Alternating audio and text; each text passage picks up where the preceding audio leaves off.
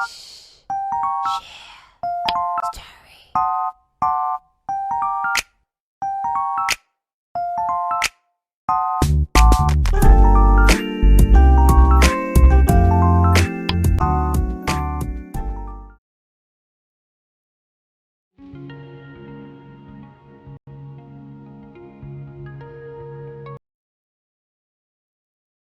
following are the outline of the presentation. Number 1, Introduction. Number 2, Design. Number 3, Conclusions and Recommendation. Number 4, References.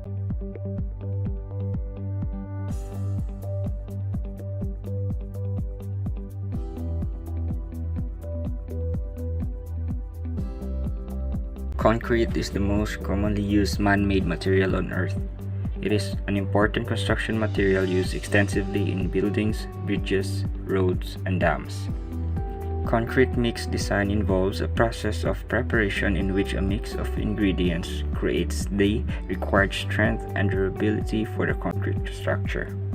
Because every ingredient in the mix consists of different properties, it's not an easy task to create a great concrete mix. Multiple studies have been conducted to have information about the ratio for the strongest cement.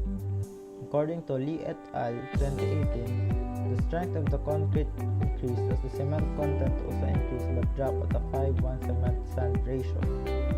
The researchers determined that finer sand made the specimen more stable and had better consistency. Substances other than usual ingredients of concrete mix are being added to enhance the durability and strength. In the injection method by Kinsey and Kelasoglu at 2014, the 10% silica fume additive and 40% fine aggregate made the highest compressive strength. Having 10% or more silica fume additive required a higher water-concrete ratio for the injection. The direct proportionality of water content ratio to compressive strength is countered by the study of Ramanzadeh et al. 2018, where their nano silica concrete compressive strength increased as the water content was reduced. According to Ramon et al. 2019, their study compared the conventional ratio, which is 1:2:4 to 1:3:3. The study concluded that there was no significant difference between the two ratios. In this study, tensile and compression strengths comparison of two different concrete ratios is relevant to prove that other ratios than the aforementioned have differences to their tensile and compressive strength. Given the importance of concrete, it is imperative that the concrete mix adheres to the safety standards. One reason is that the proportion of the concrete mix affects the structure's overall strength. This study aims to further explore different mixture proportion that dictates concrete strength and emphasizes how it is important to consider using the appropriate proportions upon mixing. We will see how these proportions affects the concrete strength through a series of allowable strength tests.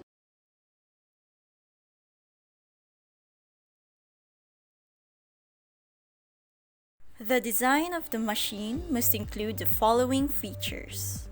In this setup, the machine was manually operated and applied the load intermittently. If it has only one loading rate, it must be provided with a supplemental means for loading at a rate suitable for verification. This supplemental means of loading may be power or hand operated.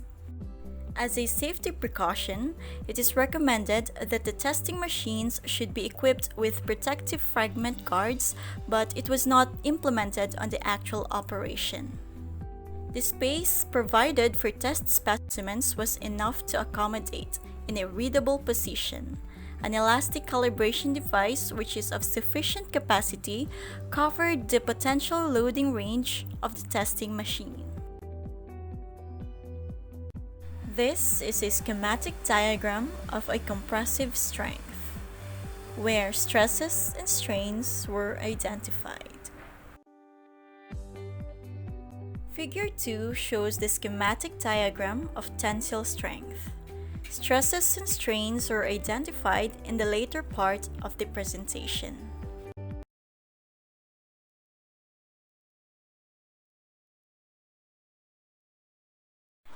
Two trials were undertaken in this activity to measure the allowable compressive and allowable tensile strength of a concrete sample with various mixing ratios. The ratio used was 1 part cement, 1 part sand, and 0.5 part gravel. Was employed for the first trial, which was labeled as CS1 or compressive test sample 1 and TS1 tensile test sample 1, while the second trial, labeled as CS2 or compressive test sample 2 and TS2 or tensile test sample 2, employed a ratio of 1 part cement, 1 part sand, and 1 part gravel. The samples were shaped into a cylinder with 2 by 6 inches dimension using a PVC pipe as a mold. The PVC pipes were cut using a Makita 9553B angle grinder. These 4 samples undergo a drying and curing process for 36 hours before testing and utilizing the concrete strength testing equipment, or also known as CST.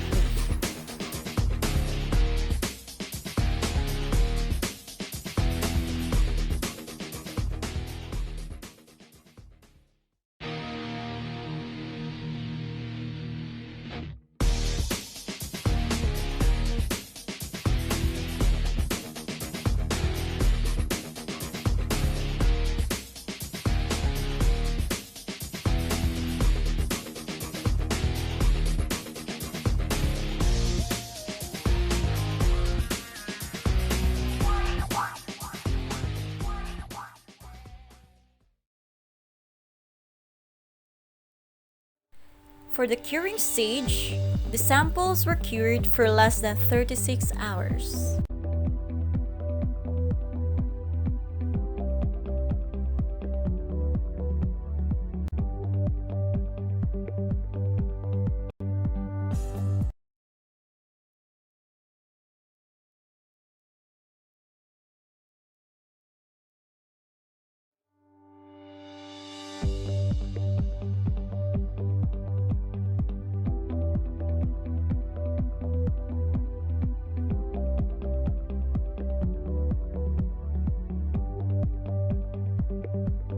For the experimental procedure, in compressive test, the dried 0.7 kg CS1 was placed vertically in the center of CSTE's support span below and above the sample. Then, the applied load was gradually applied on the receiver to compress the concrete sample. After the concrete sample breaks, the data acquired was recorded. This process was also carried out on dried 0.7 kg CS2 sample. Tension or compression in a sample generate normal stresses. They are called normal because the cross-section that resists the load is perpendicular to the direction of the applied forces. Compressive stress is a force that causes a material to deform to occupy a smaller volume. When a material is experiencing a compressive stress, it is said to be under compression.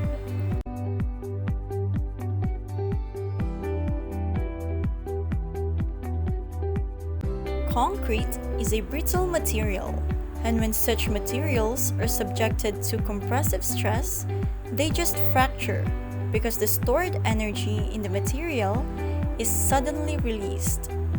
Compressive strain in an elastic material is defined as the deformation in a solid due to the application of compressive stress.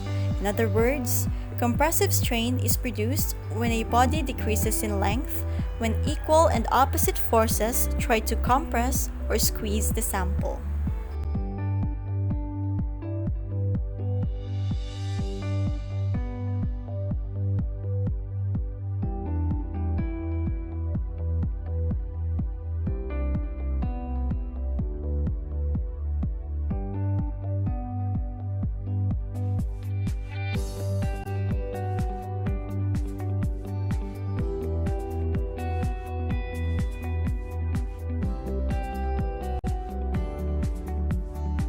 Splitting tensile test. A splitting tensile test is conducted instead of a regular tensile test since the concrete strength testing equipment could not generate pulling force to the sample. Prior to the splitting tensile test, the dried 0.7 kg TS1 sample was placed horizontally in the middle of the span of the CSTE support span, below and above the sample. After that, the load was applied gradually on the support span above the sample. The data collected was recorded after the concrete sample broke. This operation was also carried out on 0.7 kg TS2 sample.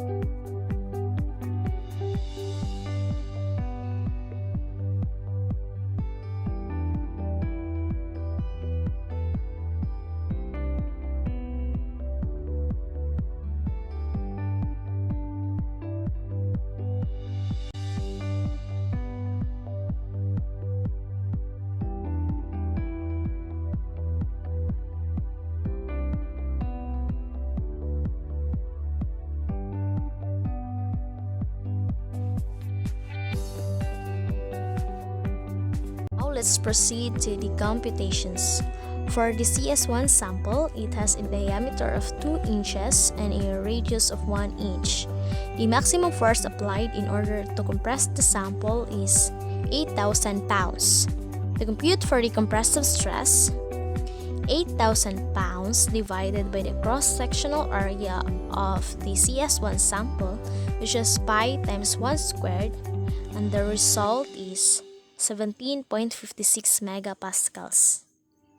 For the compressive strain, the compressive stress divided by the Young's modulus of concrete, which is 20,000 megapascals, and the result is 8.78 times 10 to the power of negative 4. Next is C2. C2 samples a diameter of 2 inches and a radius of 1 inch. The maximum force applied in order to compress the sample is 7,000 pounds. So to compute for the compressive stress, 7,000 pounds divided by pi times the radius of the C2, and the answer is 15.36 megapascals. For the compressive strain, 15.36 megapascals divided by the Young's modulus of concrete, which is 20,000 megapascals, and the compressive strain for the CS2 is 7.68 times 10 to the power of negative 4. As we can see in the results, the computed compressive stress for CS1 is between 17 and 28 megapascals, which is within the allowable compressive stress range. Therefore, CS1 mixing ratio is safe and appropriate for industrial application. The computed compressive stress for CS2, on the other hand, was outside of the range, implying that the CS2 mixing ratio is not safe and suitable for industrial use. Next is TS1. TS1 sample has a diameter of 2 inches and a length of 6 inches. And the maximum load applied on the TS1 sample is 10,600 pounds. To compute for the tensile stress, the formula used is 2 times the maximum load divided by pi times the diameter and the length of the sample. So by substituting the given values for TS1, the tensile stress for TS1 is 3.88 megapascals. For the tensile strain, 3.88 megapascals divided by the Young's modulus of concrete, which is 20,000 megapascals, and the tensile strain for TS1 is 1.94 times 10 to the power of negative 4. Last but not the least, TS2. The TS2 sample is a diameter of 2 inches and a length of 6 inches. The maximum load applied on the TS2 sample is 8,000 pounds. So to solve for the tensile stress for TS2, 2 times 8,000 pounds divided by pi times 6 times 2, and the result is 2.93 megapascals. Next is to solve for the tensile strain, 2.93 megapascals divided by the Young's modulus of concrete, which is 20,000 megapascals, and the tensile strain for TS2 is 1.47 times 10 to the power of negative 4. As depicted in the results, the computed tensile stresses for TS1 and TS2 are within the allowable tensile stress range of 2 to 5 megapascals. Therefore, TS1 and TS2 mixing ratios are both safe and suited for industrial use.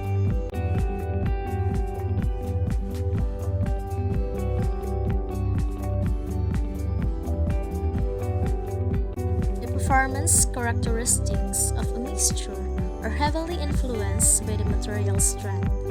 Tensile testing and compressive testing are common test methods used to determine the mechanical behavior of a component or material. In this activity, tensile and compressive tests were used for the deformation of the concrete sample with different ratio of mixture. However, because the concrete strength testing equipment could not generate pulling force to the sample, a splitting tensile test was conducted instead of a regular tensile test.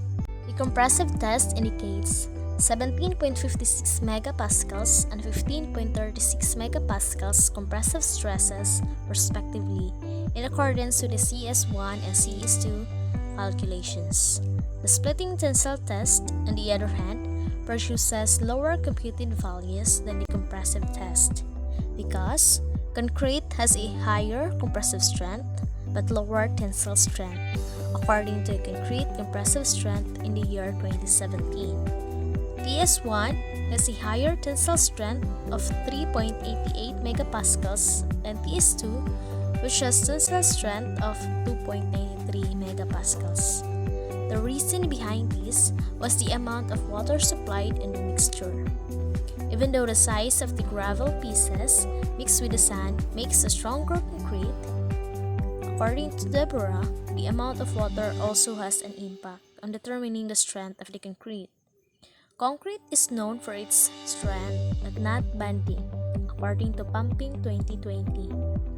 TS2 and CS2 could have been a stronger and more durable material than TS1 and CS1 if less amount of water was supplied in the mixture. Furthermore, the computed tensile stress for TS1 and TS2 are within the range of the allowable tensile stress, which ranges from 2 to 5 megapascals. The computed compressive stress for CS1 was also within a range of the allowable compressive stress, which ranges from 17 to 28 megapascals. Therefore, the mixing ratio of TS1, TS2, and CS1 are safe and suitable for industrial use.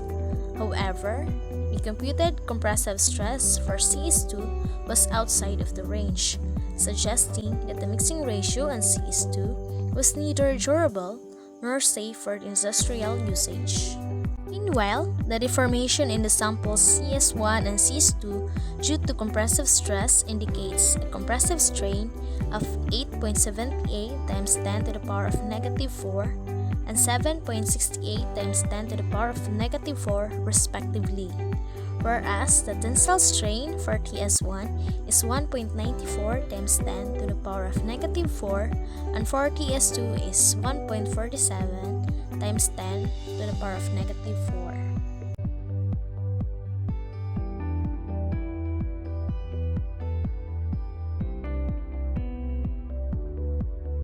For further studies, the researchers recommend having a bigger sample size.